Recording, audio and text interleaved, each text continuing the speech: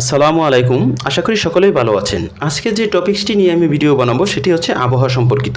আপনারা জানেন রিসেন্টলি মোখা নামক একটি ঘূর্ণিঝড় বাংলাদেশের পাড় দিয়ে অতিক্রম করেছে। তো এই ধরনের ঘূর্ণিঝড়গুলো কোথায় উৎপত্তি হয়, তার বাতাসের গতিবেগ কত থাকে এবং সেটি কখন এবং কোথায় আঘাত করতে পারে, কত কিলোমিটার বেগে আঘাত করতে পারে, সেই তথ্যগুলো আজকের এই ভিডিওটি দেখার মাধ্যমে আপনারা জানতে পারবেন। আরও যে সকল তথ্য জানতে পারবেন সেটি হচ্ছে যেমন বর্তমানে বৃষ্টি হচ্ছে, তো এই বৃষ্টি আপনার এলাকায় কখন হতে পারে, কতটুকু হতে পারে, সেই বৃষ্টি কি স্বাভাবিক বৃষ্টি নাকি বজ্র বৃষ্টি, এই তথ্যগুলো জানতে পারবেন। এবং এছাড়াও বিভিন্ন টেম্পারেচার এবং বিভিন্ন তথ্য এই ভিডিওর মাধ্যমে আপনারা জানতে পারবেন। তবে আপনাদের মনে রাখতে হবে এই তথ্যগুলো হচ্ছে সম্ভাব্য তথ্য, অর্থাৎ এগুলো ঘটতে পারে এবং ঘটার সম্ভাবনা বেশি, এবং যেহেতু এটি ন্যাচারাল সেহেতু এটি আবার নাও ঘটতে পারে, তবে ঘটার সম্ভাবনাই বেশি। তো এই কাজগুলো আপনারা কিভাবে করবেন সেই কাজগুলো দেখানোর জন্য আজকের এই ভিডিও। তো বন্ধুরা, এই তথ্যগুলো আপনারা কয়েকভাবে পেতে পারেন, সেটি হচ্ছে অ্যাপসের মাধ্যমে এবং ওয়েবসাইটের মাধ্যমে। তো আমি যে অ্যাপসের মাধ্যমে দেখাবো সেটি হচ্ছে উইন্ডে অ্যাপস। এটি আপনার প্লে স্টোরেও পাবেন। আমি প্লে স্টোরে গেলাম এবং উইন্ডে ওয়েদার অ্যাপ এই লেখাটি টাইপ করলাম এবং সার্চ দিলাম, সাথে সাথে অ্যাপসটি চলে আসলো। এটি আপনারা ইনস্টল করে নেবেন। ইনস্টল করার সময় যে সকল পারমিশন যাবে তা অবশ্যই দিয়ে দেবেন, এবং ইনস্টল করার পূর্বে কিংবা এই অ্যাপসটি চালানোর পূর্বে আপনি লোকেশনটি চালু করে নেবেন, যাতে আপনার স্পটে অর্থাৎ আপনি যে জায়গায় অবস্থান করছেন তার সম্পর্কিত তথ্যগুলো আপনারা জানতে পারেন। এখন এই অ্যাপসের মাঝে মাঝে আপডেট আসে, সেই আপডেটগুলো দিয়ে নেবেন। এবং যদি অ্যাপসের মাধ্যমে না চান তাহলে আপনারা কোনো ব্রাউজারে ঢুকে windy.com-এ প্রবেশ করে এই তথ্যগুলো জানতে পারবেন। তো আমি অ্যাপসটি ইনস্টল করেছি, অ্যাপসটি আমি ওপেন করলাম। ওপেন করার পর যে ইন্টারফেসটি আপনার সামনে আসবে প্রথমত সেটি আপনারা দেখেন, এই ইন্টারফেসটি চলে আসলো। তো এখানে বেশ কিছু তথ্য কিন্তু শো করছে। আপনারা লক্ষ্য করুন, ওপর দিকে শো করছে আমার অবস্থান অর্থাৎ বোর্ডবাজার, এবং আজকের তাপমাত্রা হচ্ছে 29 ডিগ্রি সেলসিয়াস, এবং এটা 13 কিলোমিটার হাওয়ার অর্থাৎ পার ঘন্টায় বায়ু প্রবাহিত হচ্ছে। আগামীকাল কত হতে পারে? 32 ডিগ্রি, তারপরের দিন 29 ডিগ্রি, তারপরের দিন 32 ডিগ্রি। এটা হলো টেম্পারেচারের একটি তথ্য। তো প্রথমত আমি যে তথ্যগুলো দেখাবো সেটি হচ্ছে আপনার ঘূর্ণিঝড় সম্পর্কিত তথ্য। আপনারা জানেন কিছুদিন পূর্বে মোখা অতিক্রম করার পর নতুন একটি ঘূর্ণিঝড় তৈরি হয়েছিল এবং সেটির নাম ছিল ফেভিয়ান। তো আমি মানচিত্রের মধ্যে একটু আমাদের অবস্থানটা আপনাদেরকে দেখাই। এটি হচ্ছে বাংলাদেশ, হ্যাঁ, আর এটি ইন্ডিয়া, এটি মায়ানমার। তো ফেভিয়ান আরও নিচে এদিকে। তো আমরা ফেভিয়ানের কাছে যাচ্ছি। তো বন্ধুরা, এখানে আসার পর কিংবা কাছাকাছি থাকার পর আপনি যে 3 মাইনাস চিহ্নটি আছে সেখানে ক্লিক করবেন। এখানে ক্লিক করার পূর্বে আমি ঘূর্ণিঝড়টি দেখানোর পূর্বে আর কয়েকটা কথা বলে নেই। প্রথম যে অপশনটি আছে সেটি হচ্ছে লগ ইন। তো লগ ইন আপনারা করে নিতে পারেন। লগ ইন করলে সুবিধাটা হবে কি, বেশ কিছু ফিচার আপনারা ফ্রি পাবেন। এখানে জিমেল দিয়ে লগ ইন করতে হবে। এরপর আছে টেম্পারেচার সিটিংস। তো এই সিটিংসে ক্লিক করবেন। এই সিটিংসে ক্লিক করলে আসবে কি আপনার যেমন বায়ু প্রবাহ কিংবা টেম্পারেচার আপনি কিভাবে দেখতে চাচ্ছেন। যেমন বায়ু প্রবাহ এখানে আমি কিলোমিটার পার হাওয়ারে দেখতে চাচ্ছি, এটা আমি সিলেক্ট করে দিয়েছি।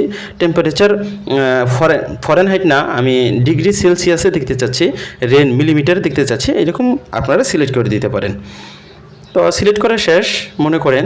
এখন 4 নম্বর যে অপশন সেটি হচ্ছে হ্যারিকেন ট্রেকার। এই হ্যারিকেন ট্রেকারে আমি ক্লিক করব। অর্থাৎ আমি হ্যারিকেন যেমন মোখা কিংবা ফেভিয়ান এগুলো আঘাত করে, এগুলোর উৎপত্তি স্থান এবং এটি কোথায় আঘাত করতে পারে এই তথ্যগুলো জানতে চাচ্ছি। এখানে একটি ফেভিয়ান যেটা তৈরি হয়েছিল সেটার তথ্য আমরা দেখতে পাবো। এই ফেভিয়ান তৈরি হয়েছিল মূলত এই অবস্থানে।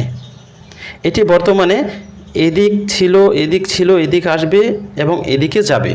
তো এরকম তথ্যগুলো আছে। তো ফেভিয়ান দিয়ে যেহেতু এটি এখন তার করুণ অবস্থা শেষ হওয়ার পর্যায়ে, সেহেতু বিস্তারিত আপনাদের দেখাতে পারছি না। তবে আরেকটি ঘূর্ণিঝড় আছে, সেটি এখন আমি আপনাদেরকে দেখাবো। সেটি হচ্ছে জাপান সাগরে। তো আমি চলে আসলাম। লক্ষ্য করুন এখানে ঘূর্ণিঝড় অবশ্য দেখলেই বোঝা যায় বায়ু প্রবাহ নিয়ে এসে খুব প্রচণ্ড পরিমাণে ঘুরছে। তো এটি হচ্ছে ঘূর্ণিঝড়। আমি একটু বড় করলাম। লক্ষ্য করুন ঘূর্ণিঝড়টি প্রচুর ঘুরছে এই জায়গায়। এটি হচ্ছে ঘূর্ণিঝড়। তো এই ঘূর্ণিঝড়টি কোথায় আঘাত করতে পারে, সেটি আঘাত কোথায় করবে সেটির জন্য নিচের দিকে লক্ষ্য করুন 23 তারিখ, 24 তারিখ, এই ধরনের বিভিন্ন তারিখ আছে। তো এটি আমি স্ক্রল করে একটু বামে টান দিব। লক্ষ্য করুন আমি 23 তারিখে চলে গেলাম। ঘূর্ণিঝড়টিও কিন্তু 23 তারিখে কোথায় আসতে পারে সেটি দেখাচ্ছে। তো আমি আবার 25 তারিখে চলে গেলাম। দেখেন আরেকটু বামে সরে আসলো এবং এটি আরও শক্তিশালী বা শক্তি বৃদ্ধি করছে। তো 26 তারিখে তার অবস্থান এখানে চলে আসবে। আমি আরেকটু ছোট করে দেখাচ্ছি। 27 তারিখে এটি এখানে আসবে। 28 তারিখে এটি আরও উপকূলের কাছাকাছি চলে এসেছে। এটি হলো ফিলিপাইনের কাছাকাছি। আপনারা লক্ষ্য করুন, এটি হচ্ছে ফিলিপাইন, এখানে আছে ঘূর্ণিঝড়টি, এটি হচ্ছে তাইওয়ান। যাই হোক, তো এটি এখন আমি আছি 28 তারিখে। আমি যদি আরেকটু স্ক্রল করে বামে নিয়ে আসি, 29 তারিখে তার অবস্থান আরেকটু উপর দিকে চলে গিয়েছে। 30 তারিখে আরও কাছাকাছি। 31 তারিখ এটি নিচে নিয়ে আসলাম। দেখুন, এটি ছিল ফিলিপাইনের কাছে, এটা এখন তাইওয়ানের কাছে চলে গেছে। 1 তারিখের অবস্থানটা থাকবে এখানে। অর্থাৎ এরপরে যদি আমরা দেখতে চাই, সেটি হলো প্রিমিয়াম। অর্থাৎ আগামী 5-7 দিনের ভিতরে এই ঘূর্ণিঝড়টি কোথায় আঘাত করতে পারে তার সম্ভাব্য মানচিত্র আমরা দেখতে পেলাম। তো আমি আবার বর্তমান অবস্থানে চলে আসলাম ঘূর্ণিঝড়টি নিয়ে। এখন আরেকটু লক্ষ্য করুন, আমি যদি 3 চিহ্নতে ক্লিক করি এবং ওই হ্যারিকেন ট্র্যাকারে ক্লিক করি, তাহলে এটির নাম দেখাচ্ছে। প্রথমত এটির নাম হচ্ছে মাওয়ার এবং বর্তমানে এটির স্পিড হচ্ছে 209 কিলোমিটার/আওয়ার। তো এটা যদি আরেকটু বড় করলাম আমি,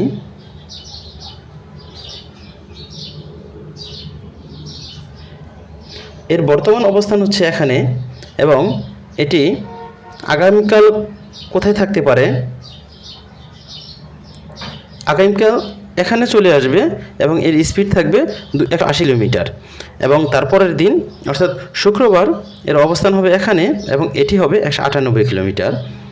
স্যাটারডে শনিবার দিন তার অবস্থান থাকবে এখানে এবং সেটি হবে 198 কিলোমিটার/আওয়ার। অর্থাৎ দিনে দিনে এটি কোথায় যাবে এবং কত কিলোমিটার যাবে সেগুলো আপনি এই অ্যাপসের মাধ্যমে দেখতে পাচ্ছেন। তো বন্ধুরা, ঘূর্ণিঝড় এইভাবে ট্র্যাক করবেন। 3 এসে ঘূর্ণিঝড় ট্র্যাক বা হ্যারিকেন ট্র্যাকার ক্লিক করলে আশেপাশে ঘূর্ণিঝড়গুলো শো করে দিবে। এখন আমি চলে আসি আমাদের বাংলাদেশের এখানে, যেখানে আমি দেখব বৃষ্টিপাতের অনুপাত বা কী পরিমাণ বৃষ্টি হতে পারে না হতে পারে। তো বন্ধুরা, এটি হচ্ছে বাংলাদেশ। তো এটি আমি আরেকটু জুম করে নিব। আপনার নেটের স্পিডের ওপর ডিপেন্ড করবে কত তাড়াতাড়ি এটা শো করবে। এখন যে কাজটি করব সেটি হচ্ছে আমি এই 3 ক্লিক করব।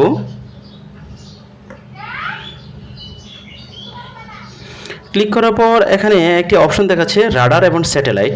এই রাডার এবং স্যাটেলাইটে ক্লিক করব। তারপর আছে ওয়েদার রাডার, এই ওয়েদার রাডারে ক্লিক করে দেব।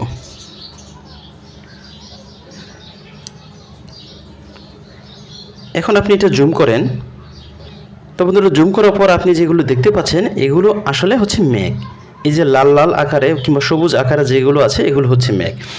আর এই যে অবস্থানটা লক্ষ্য করছেন এটি হচ্ছে আমার অবস্থান। তো এটা আমি আরেকটু জুম করছি। লক্ষ্য করুন, ঢাকা, কাপাসিয়া। তো আমার অবস্থান যেহেতু গাজীপুর, এটি গাজীপুরই শো করছে। এই মুহূর্তে গাজীপুরের ওপরে একটি মেঘ অবস্থান করছে, গাজীপুরের আরেকটু উত্তরে। এদিকে আরও বড় বড় মেঘ আছে।